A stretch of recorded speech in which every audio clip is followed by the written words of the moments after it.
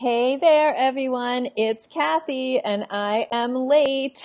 So I'm sorry about that. And I'm sorry about the little sad, somebody gave me a sad face. So sorry about that. But here we are on day 3 of the Summer Writing Challenge. I just was behind all the slow drivers. And so what normally would take me half an hour to get home took me half an hour and 9 minutes, 39 minutes. So, hello everyone. I want to start out by just reviewing what we've been talking about during the Summer Writing Challenge so far. So on Monday, we talked about, or a theme that has been going through the Summer Writing Challenge has been creating positive relationships between you and your writing. Because the idea is that every time we sit down, we are trying to create like a positive interaction with your writing. And so today we're going to be talking about rewards. On Monday and Tuesday, we also talked about things that are related to this positive experience. We talked about setting goals on Monday and how we need to set goals that we know we're going to be able, or that we, feel pretty certain that we're going to be able to hit because they are a reasonable size and a reasonable length in terms of the time it takes to get to the goal. On Tuesday, which was yesterday, we talked about how to create structure out of what might be an unstructured summer. So how do we create a routine and a daily kind of rhythm or a weekly rhythm so that our unstructured time is structured. And some big important points from yesterday were, don't think that you're going to write for 6 or 8 hours a day, because that's not going to happen, especially not 5 days a week, but really it's not going to happen anyway. And instead to go for smaller chunks of writing time, spread over days, but that to consider that you also have put a lot of other hopes and dreams into the summer and have a lot of other stuff that you want to get done too, so that you need to leave time for all of those things that you've been waiting until the summer to schedule. All right. So today we're talking about rewards. So we want to talk, again, we're continuing this theme of setting up a positive relationship between you and your writing. And so today we're going to talk about rewards. Now, how does this work? So what you want to do is come up with a system for writing rewards. And the way that we're going to do this is we're going to think of kind of 2 levels or 2 types of rewards. We're going to think about rewarding ourselves when we submit something and rewarding ourselves for keeping up with consistency in our writing or hitting smaller goals or smaller task-based goals. So again, when it comes to writing goal setting, which we talked about on Monday, and I've been talking about kind of the importance of breaking big projects down into tasks, what we want to do is create reward systems that are at the big project level and at the task level. So I'll give you a simple example, and actually what I do whenever I want to reward myself at kind of the smaller level for completing my writing tasks or for making time to write, with consistency. What I do is I use a sticker chart. Yeah, it's like a really mom thing to do. So I use a sticker chart for in my calendar. Basically, it's not a separate sticker chart, although you could totally use a separate sticker chart. But in my calendar, I use sparkly star stickers on the days that I, hit my writing goals, or that I do my writing block, or however you want to define success, that you could give yourself some small reward for. So I think that sticker charts are great. I follow a really nice podcast called #MWriting. And it is all about like the practice of writing, and it's really like geared to people who do writing or would like to do writing as their career. So the hosts of that podcast use this idea of a sticker. It's not even a real sticker. And what they have is they have a little like WhatsApp or a 3-way chat. And if they do their writing for the day, then they text each other the word sticker. And that means, like, I did it. So I'm giving myself a sticker. So think of what you could do. And if you could come up with somebody who might be an accountability partner for you this summer, then that would be a great way to, encourage these small rewards. But consider, go into the craft store, buying yourself a set of stickers, whatever stickers you like, and giving yourself a little sticker for each day that you do the writing that you planned. So that's a kind of small level, very regular, positive thing you can do for yourself to reward yourself for writing. Now, let me know in the comments if that sounds like something you would do. And hi, Marie. She says, I love M-writing, which I learned about from you. Yay! I also love Laura Vanderkam's Before Breakfast. Oh, I like that. I haven't heard that. I'm a podcast junkie, so I am going to be checking out that one. So thank you, Marie, for that recommendation. So let's talk about the bigger rewards, but let me know in the comments if you think that stickers are something that you could get behind. So for a bigger rewards, what I want you to do is think about, like, what would be the milestones along the way to you feeling successful in your publishing, in your writing and publishing. And I want you to reward yourself for those milestones. So we don't want to withhold, we never want to withhold rewards from ourselves for something, because that's just that totally backfires. So Gina says she would totally do the stickers. Cool. And Kristen too. Yeah, we love stickers. Anybody with small kids. Although I haven't, truth be told, I've designed many sticker charts, but me and consistency with sticker charts for my kids, I haven't been very good about that, if I'm going to be completely honest. But sticker charts for myself, or using stickers in my planner, I actually love. So, okay. So what I was saying is that you don't want to withhold rewards for yourself. So do not wait to reward yourself until something gets published. I mean, you should totally reward yourself then.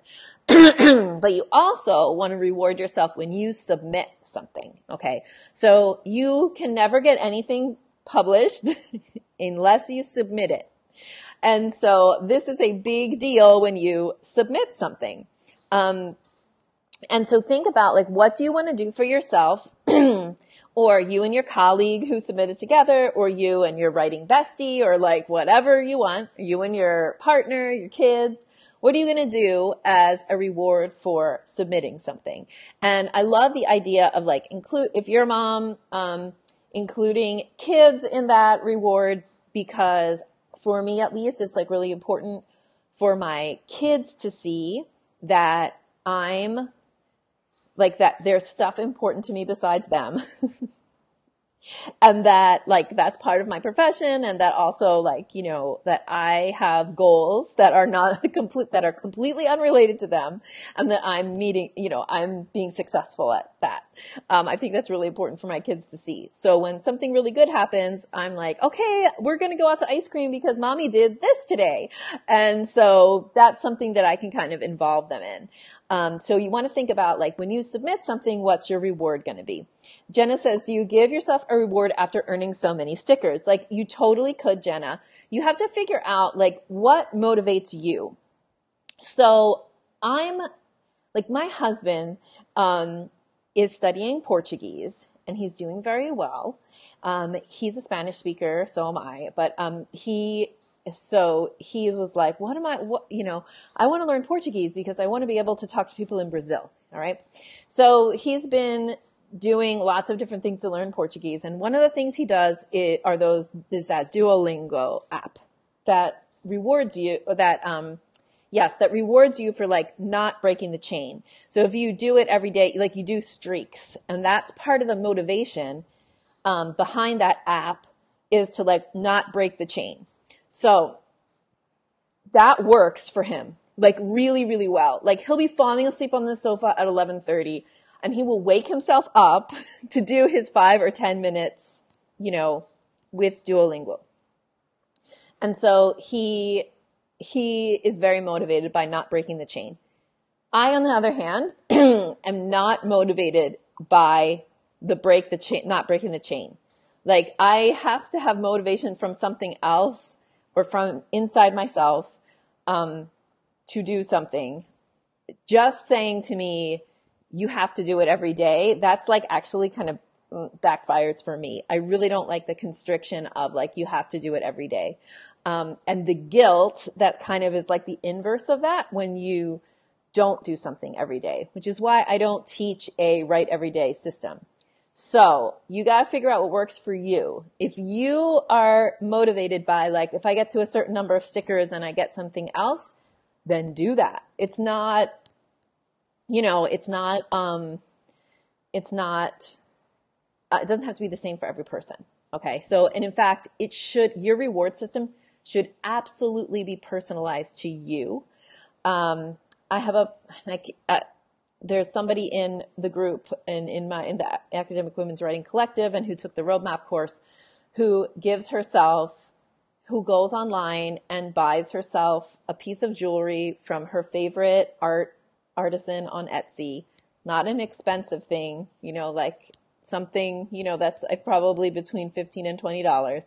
And every time she hits one of her big writing goals, she buys herself a little something from that, artisan. So it has to work for you. Okay. So, and in fact, like, let me say, like, here's another thing that creating a reward system does. You are putting thought and time and energy into your writing practice. Okay. So one of the things that I think we struggle with as academics, and especially as academic women, is this writing keeps falling to the bottom of the list thing, right? So this happens to us all the time, right? Like, we get overwhelmed by so many things. There's no deadline on the writing. So, the writing keeps falling lower and lower on the list, and we don't even think about us as having a writing practice. So by participating in this week-long writing challenge, by coming to a webinar about writing, by creating a ideal week calendar like we talked about yesterday that maps out writing during the week, by creating a reward system for writing, all of these things make you put energy and thought into yourself as a writer and into writing practice. And that helps you to raise writing from the bottom of your list up. And then also by implementing some of these things that help make you feel really good about writing, the things kind of lift that writing that keeps falling to the bottom. It gets more fun to do it. So we start to realize how special it is and how important it is for us to get writing done, and it can rise to the top of the list instead of always falling to the bottom. So that's another kind of like another thing that's going on as you're thinking of your writing system and making it personalized for you. That's another thing that's happening, is you are injecting energy and thought into your writing practice, and then it becomes a thing instead of just becoming a thing that you keep pushing to the side. Okay, Marie says, I love stickers. I struggle with when to give myself a sticker or not, how to make the sticker meaningful. Is the sticker reward, right? Can Lego me my reward? Absolutely. You have to make it personal for you. And you have to give yourself a sticker. Like for me, I was going to tell everybody to set the bar low. Okay. So set the bar low and feel what it feels like to hit the bar every time, instead of your usual way of doing things, which is setting the bar really high, right? Everyone who is listening to this has been and is successful. So, in fact, this is I'm talking to a group of women, right, who have found success academically, and I'm sure in many other areas of their lives. So we tend to want to do things, we want to bring our A game all the time for every single thing that we do, and we set really high bars. So what I'm asking you to do is to experiment with lowering the bar, okay, for your writing, for example. So if you're like, I'm going to write 1,000 words a day, or I'm going to write 2,000 words a week, or whatever, and you Don't make it because you wrote 1,799 words instead of 2,000 for the week. Like, lower the bar, so that you're hitting it and you feel what it feels like to hit it. Because if you've stalled out in your writing practice, then you need to change something up so that it's going to feel good again. So Tiffany asks, what if at the moment you're on a tight budget? How do I reward myself without spending money? So many ways. So think of something that you like to do, Tiffany, that is not related to money, like hiking or something, like whatever, like if you're close enough to go to a lake or go to the beach or something that just gets you out of your normal routine. Carving time for those kinds of things can be a very effective way to reward yourself. For daily rewards, something simple like, once I finish my 1 hour of writing, I'm going to have a cup of tea. Something very simple like that. I want to make sure that you're not denying yourself self-care, like until you get to some amount of writing, but rather seeing that a reward can be anything that makes you happy. So, think about what it can be. Stickers are really cheap. If you can't afford stickers, buy yourself one of those. Spend $3 on a really colorful glitter pen and draw your little stickers in, like draw your stars on days or whatever. But the idea is kind of acknowledging to yourself, I did something. And that's what I mean by reward. So so they can be really anything. And it's really up to you. And like I said, needs to be personalized. So Jenna said, just submitted a manuscript Sunday, in part thanks to Trello, my Trello tools. Yay! I love that. Thank you, Jenna, for shouting me out. Great. I'm very proud of you. Good job. So for Jenna says, I like the idea of not breaking the chain. So if you are a not break the chain kind of person, then definitely creating some kind of system that records, how many days in a row you've hit your writing goals, then that would be something for you to do if you're motivated by not breaking the chain. For me, I'm like I said, I'm not motivated by not breaking the chain. So, and especially because I actually plan out some days for writing and some days are not writing. And so like break the chain obviously doesn't work there really. So instead I just reward myself when I do my writing block. Catherine, get a bell and ring it when you finish your writing goal. That's cool. That reminds me of I bought those bells, like the bell that you would see that was on your elementary teacher's desk, right? Like the round bell with a thing on the top. And because I had read, again, like thinking of reward systems for kiddos, like I had read somebody who suggested giving like telling your kids like, okay, we're going to clean up the room. And as soon as you're done cleaning your area, then you come and ring this bell. And that the bell becomes like, it's like a little contest and the reward is hitting the bell. Well, my kids soon stopped using the bell for that and started using the bell to ask me for stuff. Like, mom, hitting the bell. And I'm like, yes, these bells are disappearing right now. And that backfired in my house. Tiffany says, just do something I love, like a hobby or breaking the typical routine. Got it. Yes, exactly. Yes. If you're, somebody, and I don't know if they're in the I Should Be Writing group, somebody knits and she actually records her writing or is like tracking her writing with knitting. And so when she doesn't hit it, she uses one kind of stitch or one kind of color and then and so she's like creating a scarf that's like the record of her writing for the year. Knitting people, they're really into stuff like this. Like you could be super creative. Marie says, I love the idea of setting the bar low for my stickers. That will definitely help. Yes. And also thinking of having my big rewards being a whole list of things like beach trip, craft night with my friends, a special piece from Etsy. So not always the same reward. Yeah, I love that. Definitely. Yes, Mine, right? Like I forget where I saw it. Like I can't remember if it was in our group or if it was some other group online of academic, maybe in the Academic Mamas. But people are so super creative. But again, like this could be something very very simple, but personalized to you. Oh, it was in M writing. Okay, good. Yes, I'm going to find that and see if I can screenshot it and ask the person who did it for permission so I can talk about it more in our group.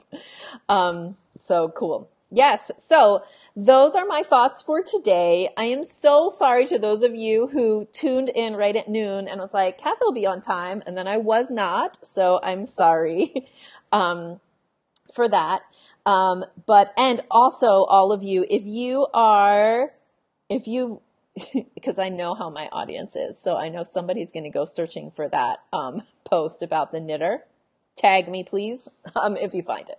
Okay. So again, I apologize for not being on time. I'm glad so many people joined me anyway. Remember, as I'm sending out links for the lives, the link to the live works as a reminder link. So if you get the email at 8:00 in the morning and then you click through to Facebook, you can click a little get reminder button and Facebook will remind you, when I'm on live.